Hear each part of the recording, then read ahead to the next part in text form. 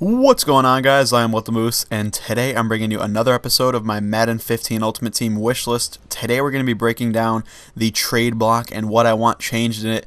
I already have a trade set up here, not a trade setup, but a search set up for the trade block, just to illustrate my point. So hopefully, you'll be able to actually understand what I'm saying here. So I'm going to look it up right now, and we're looking up the Brian Finneran Madden 25 Legendary card, or Madden 25 Elite card, whatever you want to call it. And right here, if I went to make an offer right here, I have a few options. Obviously, this guy had a few restrictions. He restricted it to 95 overalls and above. You can do that or not. I know a lot of people will do this for good cards. That's not something I necessarily want to change. I think that's pretty solid, actually. But one thing I really want is, honestly, like I could offer this Deion Sanders right now. And say yes, there's almost no way he'd accept this. If he does, that would be amazing.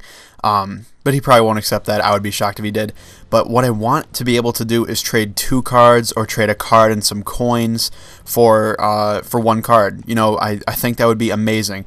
Honestly, like this Brian Finneran card goes for around 200 to 250K depending on when you look it up on the auction block. And Deion Sanders maybe goes for 40K sometimes. So obviously that's not a fair value if you're going to be looking for the exact cost of the card. Now, a card that would be similar in price, I honestly don't know if I have one on my roster at the moment. Probably not. This Larry Allen card goes for around 80K. So you could imagine me putting up this Larry Allen for this Brian Finneran, and that would cover essentially half of the cost of the Finneran card.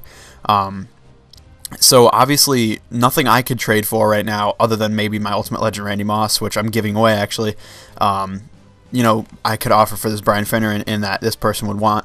So I want to make it so that people can actually offer multiple cards for just one card. So I could offer maybe 5 cards for this Finneran, and maybe the person that has this Brian Finneran wants those 5 cards more than he wants the Brian Finneran. He thinks it's a fair deal and he wants to do it. Now another thing I want to see is showing the price of every single card, or the median price of every single card that they've sold for on the auction block in the past maybe day, 2 days, 3 days, something like that.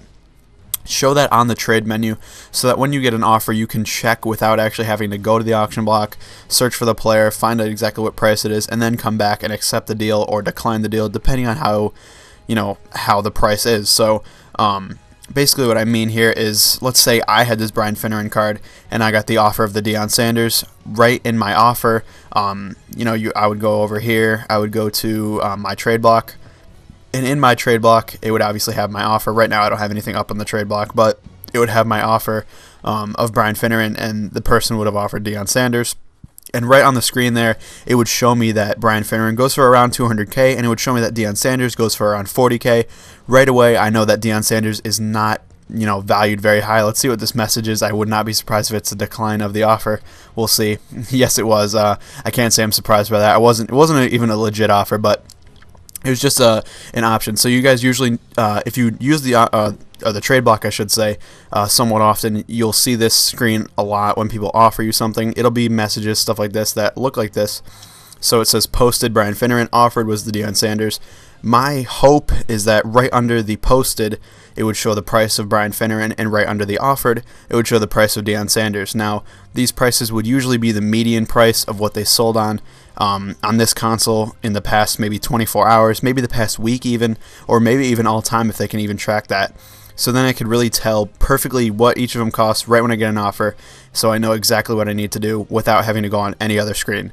So that's what I want the trade block to be like in Madden 15 Ultimate Team. I think overall it's actually pretty good in Madden 25. If they didn't change it at all, I honestly wouldn't be too upset, but there are a few things I think that they could certainly improve on. So thank you guys for watching. I hope you enjoyed. I hope you let me know what you think they should change in the trade block in Madden 15 Ultimate Team.